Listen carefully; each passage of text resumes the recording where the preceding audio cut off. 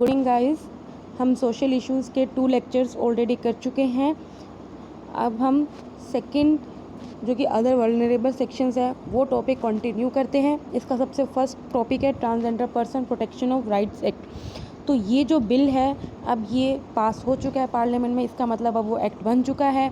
NALSA versus union of India 2014 case में supreme court ने बोला है कि अपना जेंडर चूज़ करना है ये आपकी राइट टू लाइफ का एक पार्ट है, आपकी लाइफ विद डिग्निटी का पार्ट है। थर्ड जेंडर हर एक डॉक्यूमेंट हर एक फॉर्म में ऐड होगा। अपना जेंडर चूज़ करना इंसान की अपनी पर्सनल चॉइस है। हम एक कमीशन भी बनाएंगे जो कि ट्रांसजेंडर कम्युनिटी के राइट्स का प्रोटेक्ट करेगा, जिस तरह से नेशनल कमीशन फॉर एससी है, नेशनल कमीशन फॉर एसटी है। अब की प्रोविजंस क्या है, इसमें डिफाइन किया है कि ट्रांसजेंडर पर्सन है कौन। ट्रांसजेंडर पर्सन वो है as one whose gender does not match the gender assign at the birth. It prohibits against discrimination. A type of discrimination को प्रोहिबिट किया है अगर आप अनफेयर ट्रीटमेंट करते हो किस किस में, education, unemployment, health care, access to public food, right to movement, right to reside on property, opportunity to hold public or private office, access to a government or private establishment। इसमें ये भी बताया गया है कि अगर कोई अपने आप को ट्रांसजेंडर अगर है तो उसको सर्टिफिकेट ऑफ आइडेंटिटी लेना पड़ेगा जो कि इशू कराएगा डिस्ट्रिक्ट मजिस्ट्रेट से। आफ्टर वो रिवाइज सर्टिफिकेट भी ले सकता है after the sex reassignment surgery के बाद। इसमें यह है कि अगर आप ट्रांसजेंडर कम्युनिटी के अगेंस्ट कोई भी ऑफेंस करते हो तो आपको 6 मंथ से लेकर 2 ईयर्स तक की इम्प्रिजनमेंट हो सकती है, फाइन हो सकता है। अगर आप उनसे फोर्स या बॉन्डेड लेबर करते हो या फिर आप उनको पब्लिक प्लेस यूज़ करने से मना करते हो या आप उनको गाँव या उनके घर से निकालते हो या उनके अगेंस्ट किसी भी तरह का abuse, physical, sexual, verbal, emotional and economic abuse कुछ भी हो तो। इसमें ये बोला है कि national council for transgender persons को भी कॉन्स्टिट्यूट किया जाएगा जिसके अंदर रिप्रेजेंटेटिव होंगे गवर्नमेंट के, ट्रांसजेंडर कम्युनिटी के और एक्सपर्ट्स होंगे। कुछ वेलफेयर मेजर्स भी ली जाएगी गवर्नमेंट सो दैट इनके रेस्क्यू और रिहेबिलिटेशन की बात की जाए, इनको एम्प्लॉयड किया जाए, इनके लिए कुछ स्कीम्स बनाई जाए सो दैट ये अपना पार्टिसिपेट कर सके कल्चरल एक्टिविटीज़ में। इनके लिए कुछ हेल्थ केयर फैसिलिटीज़ इनको प्रोवाइड की जाएगी। इनके लिए HIV सर्वेलेंस सेंटर खोला जाएगा सेपरेट और सेक्स रीअसाइनमेंट सर्जरीज भी इनके लिए इंक्लूड की जाएंगी। अब इश्यूज़ क्या हैं इस बिल में? इश्यूज़ यही है कि इसमें डायरेक्ट सारी की सारी पावर डिस्ट्रिक्ट मजिस्ट्रेट पे छोड़ दी है। दूसरी बात यह है कि अगर डिस्ट्रिक्ट मजिस्ट्रेट ने सर्टिफिकेट इशू करने से मना कर दिया है तो उसके बाद कोई भी रिव्यू मैकेनिज़्म नहीं है और इसमें कोई भी अफर्मेटिव एक्शन नहीं है, ना ही एम्प्लॉयमेंट में है ना ही एजुकेशन में है। तो जो national council for transgender persons बनाने की बात हो रही है, कमेटी बनाने की बात हो रही है, इसके अंदर जो पर्सन्स होंगे, जो चेयर पर्सन होगा वो union minister for social justice होगा, जो वाइस चेयरमैन होगा वो minister of state for social justice होगा, secretary of the minister of social justice होगा। कुछ रिप्रेजेंटेटिव्स भी होंगे डिफरेंट मिनिस्ट्री से, लाइक हेल्थ मिनिस्ट्री से, होम अफेयर मिनिस्ट्री से और HRD मिनिस्ट्री से।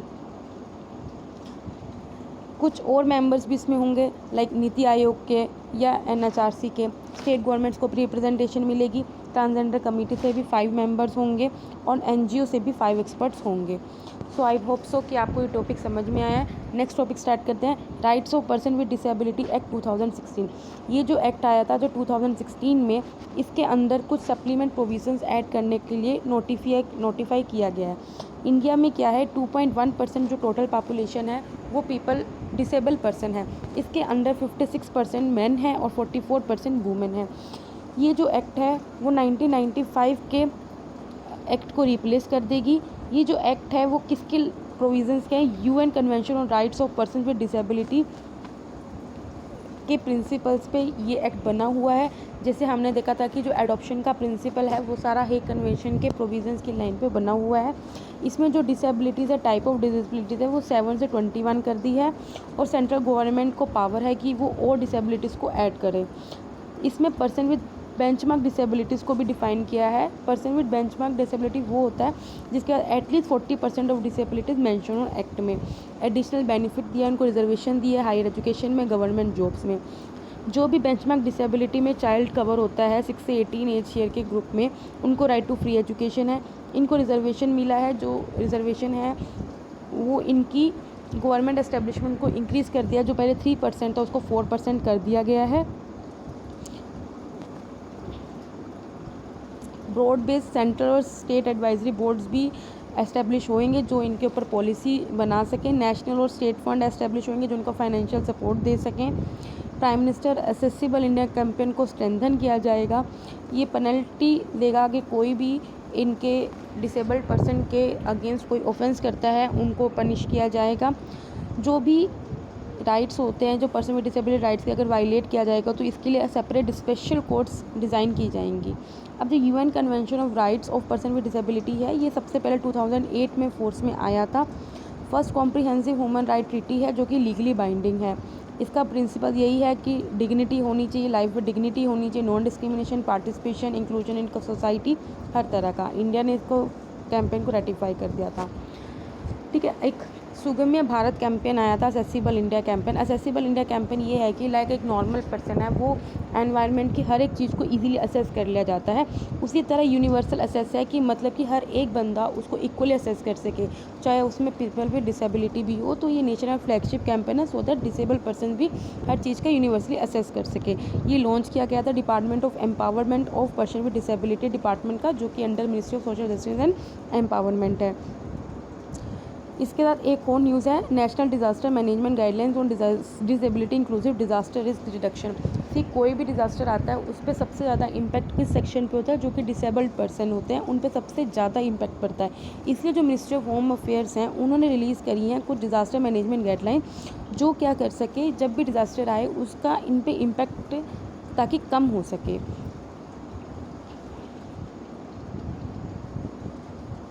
गाइडलाइंस में क्या है कि centre should conduct census and survey of people with disabilities for data and resource mapping.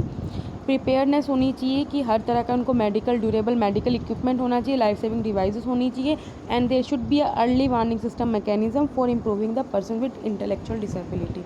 So guys, ये मैंने टॉपिक कंप्लीट कर दिया है।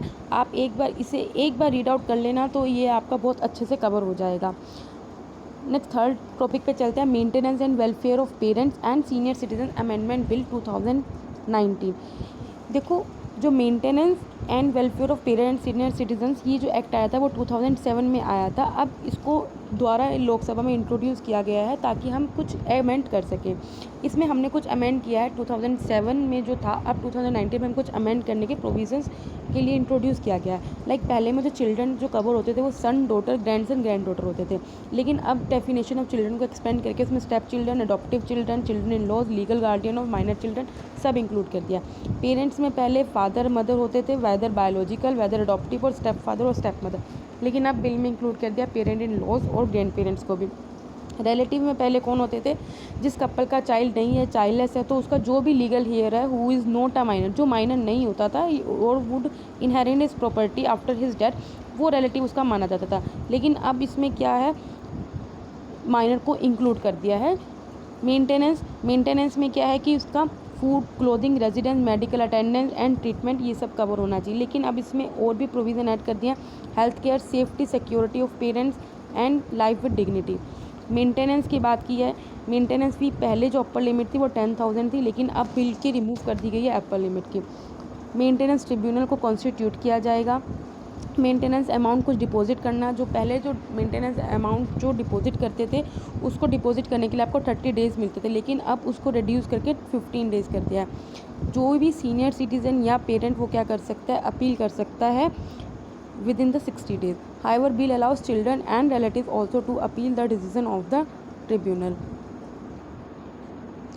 गाइस, कुछ और स्कीम्स हैं जो गवर्नमेंट ने सीनियर सिटीजन्स के वेलफेयर के लिए ली गई है। ये कुछ पास्ट की स्कीम्स हैं, like integrated programme for older person, ताकि हम quality of life older persons की इम्प्रूव कर सकें, उनको बेसिक अमेनिटीज़ देके जाए, shelter, food, medical care, entertainment opportunity etcetera. Rashtriya Vayoshri योजना, ये मेनली बीपीएल कैटेगरी के जो सीनियर सिटीजन्स हैं जो कि एज रिलेटेड डिसेबिलिटी से सफ़र करें, like low vision, hearing impairment, उनके लिए। जो Indira Gandhi national old age pension scheme आई थी, ये भी फाइनेंशियल असिस्टेंस स्कीम है, ये भी सीनियर सिटीजन्स को दी जाती है, सिर्फ जो बीपीएल फैमिली को ले दी।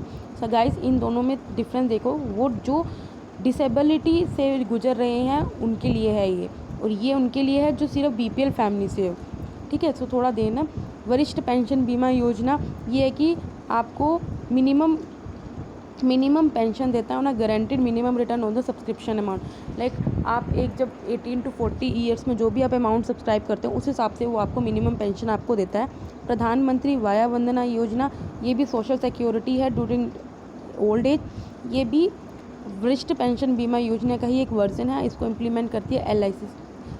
कोई भी जो इम्प्लीमेंटिंग एजेंसी है उसको हमेशा याद रखना। वायु श्रेष्ठ सम्मान, ये एक senior citizen award, national award है जो कि सीनियर सिटीज़न को दिया जाता है for different contribution on international day of older person. International day of older persons पे इस नेशनल अवार्ड को दिया जाता है किसी भी एमिनेंट सीनियर सिटीजन्स को। सो गाइज, मुझे लगता है ये आज के लिए बहुत हो गया है। कल से मैं नेक्स्ट टॉपिक स्टार्ट करूँगी। सो बाय गाइज, आपको कुछ भी दिक्कत हो तो आप मुझे कमेंट करिएगा। And thank you guys, bye bye.